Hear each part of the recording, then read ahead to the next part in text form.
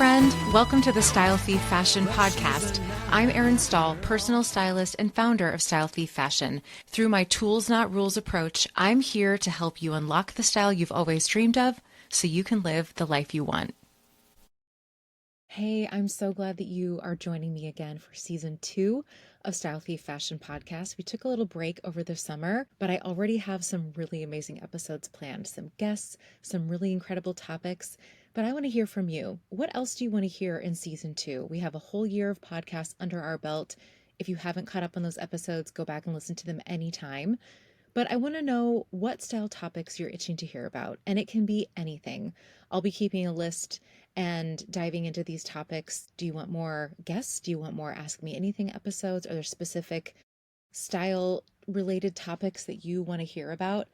Click the link in the show notes, join my mailing list. You can send me an email, message me on Instagram. I want to hear from you. This podcast is for you. I want this to be a place where you can come and yes, learn more about your personal style and learn some tools that will help you on that journey. But we can talk about whatever we want. So what are the things that you want to hear about as we dive into season 2? I cannot wait to hear from you. And let's dive into the first episode of season 2, Style Thief Fashion Podcast. Hello from my closet, and welcome to another episode of Style Thief Fashion Podcast. I'm coming to you today with my readers on and no makeup. And there's a specific reason why. I know many of you don't watch this episode, the episodes I put out on YouTube. You always have the option to do that. I record them because when we talk about style, there are some visuals that I think sometimes are helpful to be able to see. But I hope to also go through these episodes and be descriptive enough that if you're listening to them in your car or on a walk, that they still can make sense. And today's topic is definitely more of something that easily you can listen to. I won't be doing any styling in this video today. I'm talking about a little bit of a deeper, more heartfelt concept I want to share with you. But I do want to point out that I'm not wearing makeup today for a couple of reasons. And that act of not wearing makeup for me is something that I've really had to work on over the years. I've shared this many times on Instagram. That I really struggled with acne as a teenager. It was really bad. It was, if you've experienced that, it's just such a horrible thing for teenagers to have to go through because it's so out of your control. And in the 90s, we didn't have the knowledge of and the treatments that we do now. So I really struggled, and makeup was such a savior for me because I could hide and cover a lot. So the choice for me to go without makeup feels audacious sometimes. I know I talk about audacity in our style and showing up in being more visible in ways. We all have the ways that we struggle with that. And so surprisingly, for me, being overly dressed, I hear a lot of times like, well, I don't want to be the most overdressed person in the room. I actually have no problem with that. But not wearing makeup to something is pretty bold for me because it's not something that I did for many years of my life. And it brings me to a topic I want to talk about today, which is the fear we have around our style. So this week I had the opportunity to go and speak to a group of women, which I love doing. It's why I now have a show dedicated to it, coming to a city near you, by the way, and I will be sharing more information on that at the end of this episode. And there is a link to purchase tickets. I have one coming up here in Omaha in November, and I will be traveling the U.S. next year. So I will be coming to a city near you, hopefully. But I get to talk to small groups of women, and I love it so much because they know, okay, a stylist is coming in. And in this case, it was a group of sorority alumni who live in the area who get together once a month, and they just have a fun topic and a speaker every month. And so many women came up to me beforehand. I had the chance to hang out with them for a little bit and enjoy dinner with them. And they were saying, I was so excited to come to this tonight because I'm really struggling with my style. I have so many questions. I just want to see what you say about fall trends. You know, they all kind of had their personal ways they were sharing with me about why they wanted to show up and you know, learn more about personal style. And I was sharing this with some friends today that I sometimes struggle with calling myself a stylist. And I sometimes struggle with that term. While I do think it is becoming more mainstream, when I was growing up, a stylist to me was someone who dressed Hollywood celebrities. Now, of course, we know there are many of those amazingly talented stylists who I love and follow so many of them to this day. But there are so many different types of stylists out there who are working with women in very specific ways that are very different from what I do, from what my colleagues, I will say, in this styling space do. And while I love to help women get dressed and shop for them and do all those things, what I share and what sometimes can be surprising is the philosophy that I have that style being so personal and a form of self-expression that really is a form of art. I really believe that it's a very artistic thing. It's so personalized that my job and what I want to do with the women I work with and here on this podcast, on Instagram, and in my live show is help you break through some of the barriers that you might not even realize are holding you back from your style. And when we were at this event the other night, I was sharing some fall trends. And I said, what's a fall trend out there that you're seeing that you want to know more about? And someone said, leopard print. It seems to be everywhere. And I said, oh my gosh, I love leopard print. Who here loves leopard print? And a woman sitting in front of me, like timidly raised her hand, I'm not sure. Some women's hands shot up. Some people were like, no, it's not for me. And so I said, well, you love leopard. Do you wear a lot of leopard? Even though she had timidly raised her hand. And she said, I love it, but I don't wear it because I'm scared. And I said, can you share more about that? What are you afraid of when it comes to wearing leopard print? And one of the things she said really stopped me. I had to take it in for a moment, and I filtered it in the back of my mind because I want to talk about this very phrase. She said, I don't want to look like I'm trying too hard. Wearing leopard to me can come across as trying too hard. And I also don't want to appear like I'm trying to dress younger than I am. How many times have you said this to yourself? You've wanted to try a new silhouette in a pair of jeans. You've wanted to try something in leopard print. You've wanted to try a bold color, a different pattern, something short, something revealing, something tighter, something looser. I don't want to look like I'm trying too hard. That phrase has a lot of depth, in my opinion. When someone says this to me, which many clients have said, it's something they're trying to achieve is a look that says, I'm trying, but I'm not trying too hard. And one of the things I said back the other night was, there are times when I want you to know that I have tried hard. And I use that night as an example. I had borrowed this beautiful outfit, it's behind me here, this beautiful knit skirt and top in a gorgeous navy blue that I had borrowed from my friends at the Mix, and then promptly the next day went back and purchased. Because I said I wanted to look nice for you all. I wanted to wear my smoothing power panty. I have on an actual bra. I put on makeup and I did my hair and I have jewelry and I really love this look. And I wanted you to know that I put some effort into it. But I want you to know that I mostly did that for myself. And I think sometimes we confuse, I don't want to look like I'm trying too hard, with confusing that with how we actually want to feel for ourselves. That phrase to me, I don't want to look like I'm trying too hard, is someone who is very aware of and concerned about what others around them will say and perceive about them when they walk out of the house in leopard, something tight, something oversized, pick your poison. Versus, I'm going to look like I'm trying too hard for myself. I'm going to put some effort in for myself. This is a very important reframe. Because I have never, ever, and I'm not saying no one else does this, but I will tell you, I personally have not ever looked at someone and said, it looks like she's trying too hard.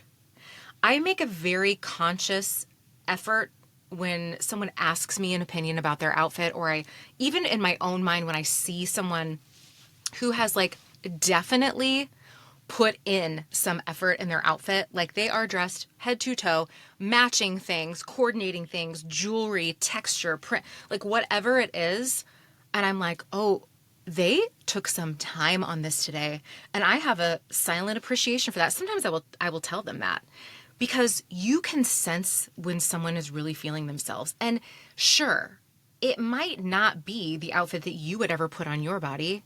Do not dare say you can really pull that off. Oh, I got to do an episode about that. I hate that phrase. That's not a compliment. Okay. But I don't want to ever say you're trying too hard. But I also recognize that there are moments when we are feeling unsure about trying something new, a new outfit combination, whether it's in a fitting room or in our own closets, where we know we might be trying too hard and it doesn't feel right. And this is why I encourage playing in your closet, playing in your wardrobe, and letting it get really weird and like really pushing the envelope. Grabbing the things that you're like, maybe this would work. This might be so strange. I'm going to put this sweater with this pair of shorts, whatever it is for you, and letting it get really weird. Or that time where you have a top that you've put on 16 different times and something just doesn't feel right and you are trying too hard to make it work.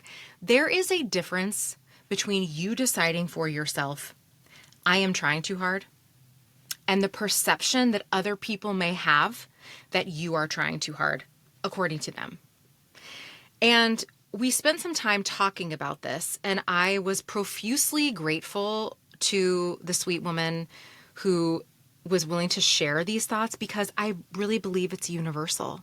And I really believe it's one of the things that holds us back all the time from wearing something we really want to wear, is this thought of what will other people think? And maybe your thought isn't, I don't want to look like I'm trying too hard. It's the, I don't want to look like I'm dressing too young for my age or too old for my age, or I'm the most dressed up person in the room.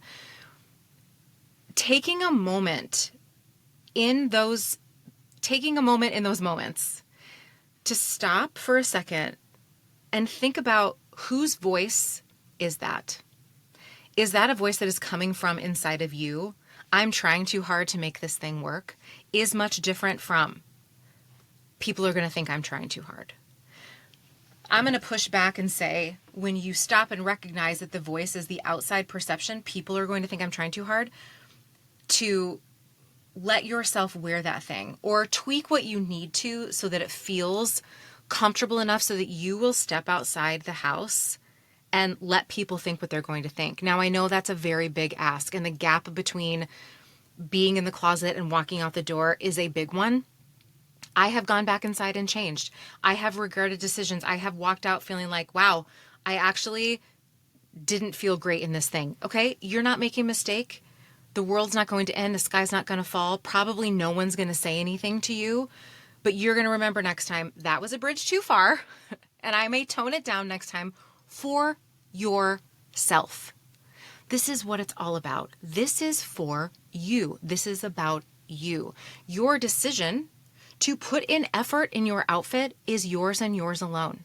If you walk into the office tomorrow in an outfit that is the most dressed up, and it's a casual Friday, tomorrow's Friday, by the way, when I'm recording this, and people say, oh my gosh, you're so dressed up, you just say, thank you, or nothing, or walk away. There's so much outside noise that comes at us that is so much more about the people's perception really of themselves when they are taking you in, that has not one single thing to do with you. But we put so much weight on that, and it really weighs us down, and it really holds us back. So that moment to me, when she said that, when she shared that, I was like, this is something I really want to talk about and share, especially in the podcast, because we can really process it here. And I want you to think about those moments, especially as we head into fall with new things you might be trying. It's a new season. You're getting out things you haven't worn in a while. You're stepping out in new things. To take a minute, when you have that pause, whose voice is it? Is it your own saying, this just feels like it's me trying too hard today, and I don't like that feeling. I want it to feel easier, or I just don't feel comfortable, versus what are other people going to think? Because I think that's really what we're saying, is other people's perception of us, we put more weight in than what we think of ourselves. And so when I made the decision today, which sometimes is hard for me, to show up here without my makeup and hair done on this podcast, because I sometimes have the perception that other people will think she's a stylist, she's not trying hard enough. She needs to try harder. When what I really want people to know is that me showing up without makeup on is incredibly hard. I am trying really hard to show up and not be uncomfortable in my completely bare skin. And we never really can know what it took for someone to walk out the door that day and whatever they're wearing or not wearing, makeup as it were.